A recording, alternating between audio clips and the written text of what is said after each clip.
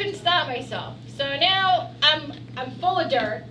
Okay, I hit my head. I always hit my head because I can't put my hands down to stop myself, right? So those of you in the back may want to stand up for this because you're not going to see me in a minute.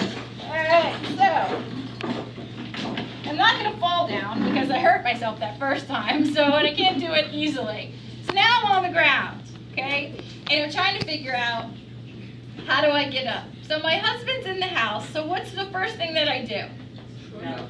Yeah, right? I'm screaming at the top of my lungs. Michael! Screaming, come help me! Nobody's coming. Nobody's coming. And I'm like, great. Now, mind you, I can't get up from here. Once I'm on the ground, I'm not getting up. See, so I can't use my hands.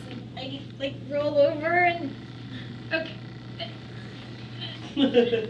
Okay, I'm not getting up. So I'm stuck. Okay. Now I'm sitting here and I'm thinking, I could wait. How long will it take him to figure out that I'm out here and I haven't come back in the house yet? It's dark.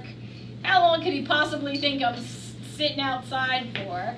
What could I possibly be doing outside for this long? It's a bit of time and he's not coming out, so I'm thinking, great. Now while I'm sitting here, all of a sudden I feel this bite. Okay, and I'm like, ow.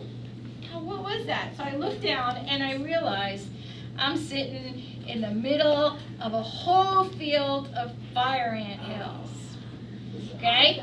Not only are there fire ants everywhere, but there are sand spurs all over the place. So now I'm really stuck. Okay?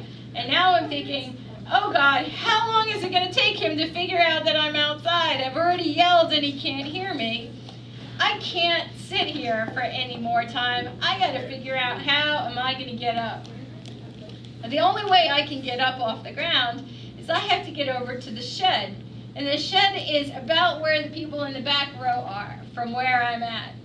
And in front of my shed, there are some cinder block steps that I can use to help myself get up. But I have to get from here to there. So I start... Please pardon this announcement. All boys basketball players that participated in the games last Friday or Saturday night, please report to the front office at this time. Thank you. You're welcome. So I start butt walking, okay? Because I can't use my hands, they're useless. Now what happens as I'm butt walking across the anthills? All right, now I'm really making them angry, okay? They're really running all over the place. I've ripped the top off of all the anthills, okay? So now I'm thinking, this isn't working. This is too slow, and I'm going to get really hurt. So I got to figure out a faster way to get over there. So I figure, all right, what's the fastest way to go? I'm going to have to roll it. So I get on the ground, and I start rolling over to the shed. I gotta roll back to my chair because it's the fastest way for me to get up while I'm here as well. So I roll over and I get over to the shed. And it's exactly like it's going on right now. All winded. Now mind you, these are cinder block steps I'm trying to get up, and I have to get up them the same way I'm getting up this chair. Right here. Alright. So I'm finally up, okay? Thank you, thank you. So I'm up, and I go in the house, and now I got stuff in my hair and sand all over, and I'm limping. I got sand spurs on the bottom of my feet. And what do you think the first thing I do is when I walk in the house? Yell at my husband. Why didn't you come out there to help me? Where were you? What do you think he says to me? I didn't know.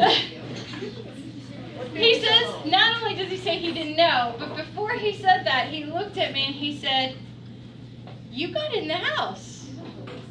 And I said, yeah, he's right, isn't he? He's like, yeah, I'm sorry, I didn't hear you, and I didn't know you needed help, but what? You got yourself up and in the house, you're okay. And I thought to myself, you know what? He's right. I did. I was upset and I was angry and I was scared and I was frustrated, but bottom line, I took care of myself. In a really scary situation where I could have been really hurt, I figured out a way, as messy and ugly and dirty as it was, I figured out a way to take care of myself without his help. And the wonderful thing about him is that he pointed that out to me. Before anything else, he made sure that I understood that as much as it was difficult, I figured out a way to take care of myself. And from that day on, I stopped being a cow. Because I started out as a cow on the ground, right? I started out by sitting there thinking, how long can I sit here before he comes out here to save me? And I realized that life's about choosing your battles and figuring out when to be a cow and when to be a buffalo. I said, I can't sit here and wait. I got to take the opportunity into my own hands and save myself. And I got up and I did it, even though it was difficult. So that's your challenge in life, is how many times have you found yourself, or do you think in the future you'll find yourself in the middle of a fire anthill? And are you going to be a buffalo, or are you going to be a cow in those situations? Are you going to sit there and wait for somebody else to come and take care of you and to fix the situation for you?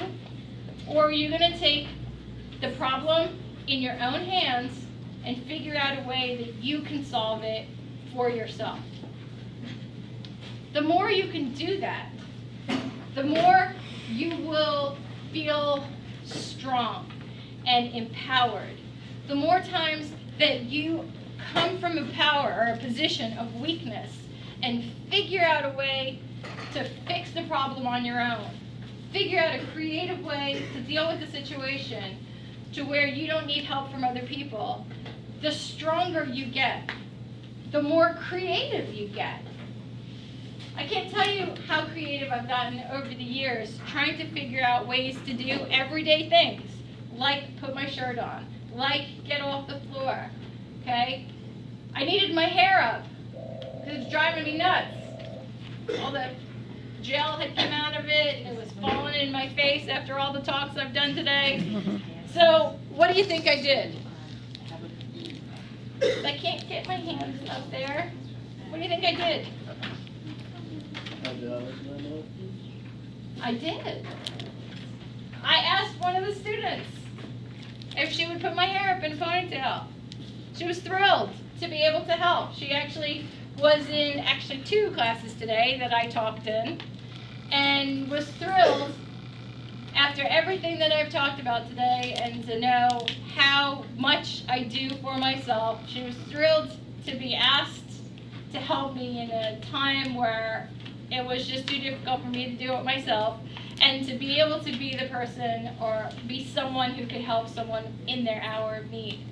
That's another skill that's really important for us all to learn, is to know when it's not worth the amount of time and energy you have to put into something, when you can ask for help. Okay? There's nothing wrong with asking for help when you need it. There's absolutely nothing wrong with it. How many people Good afternoon, staff and kids. There was